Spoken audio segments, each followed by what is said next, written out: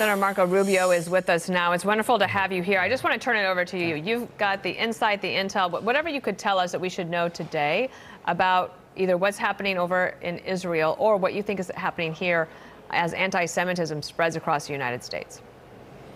Well, in the case of the Middle East, I believe and expect that Israel is going to respond at a time and manner of their choosing with regards to what was the largest, it's not been widely said, but the single largest drone attack in history occurred against Israel on Saturday night. And but what people forget is that just the night before, Hezbollah launched between 30 and 50 rockets and have been continuing to launch. And Israel faces launches every day. There's, I believe, up to 90,000 internally displaced Israelis right now that cannot return to their homes in northern Israel because of a constant bombardment or because of fear of the constant bombardment just from Lebanon.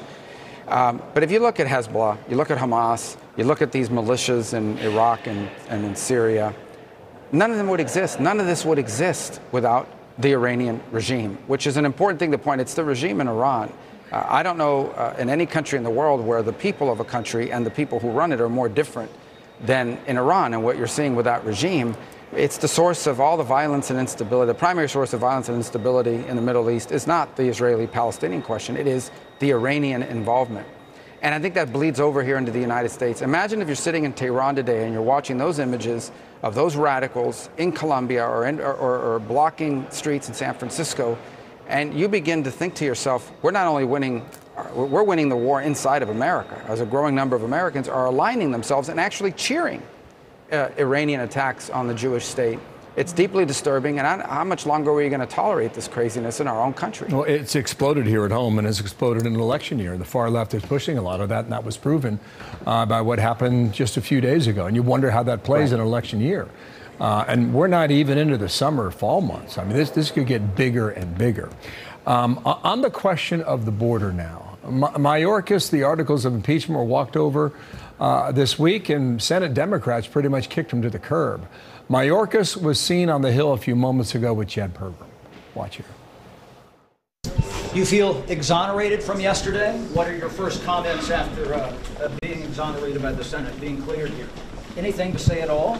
Are you concerned about the state of the border? Do you think that Democrats got put into a bad position here having to defend you yesterday during the second trial? Is there an asterisk next to your name? Is only the second cabinet secretary to go through an impeachment trial?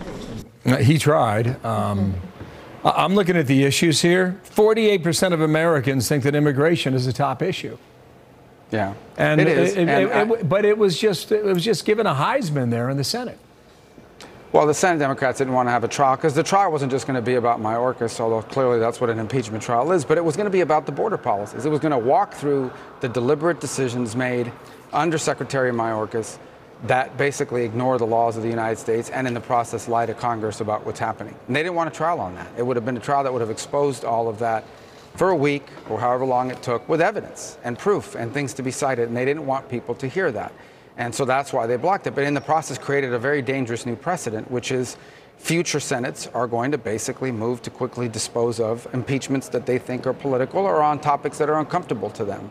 And that's what happened yesterday. And you know, that unfortunately means that you know, most Americans will continue to see what's happening at the border, but the opportunity will not exist to present all of that evidence in a format like an impeachment trial would have provided. And look, you're a vulnerable Democrat running for re-election in one of these states that Trump's going to win.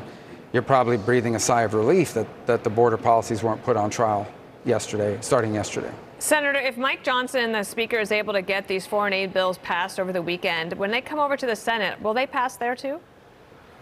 Well, I think it depends. I think certainly the one for Israel will pass, or the one for Taiwan will pass. I think the one with Ukraine has always been one that, even though I personally believe that we need to help Ukraine, that we can't just abandon them, I myself have said that I want that tied to something happening here at our border. And just like the Democrats have conditioned Israel aid on doing something to Ukraine, right? The Democrats have said, we won't do anything for Israel unless we do Ukraine. Republicans have said we won't do Ukraine unless we do the border. It's part of the process and how you have leverage here in a negotiation.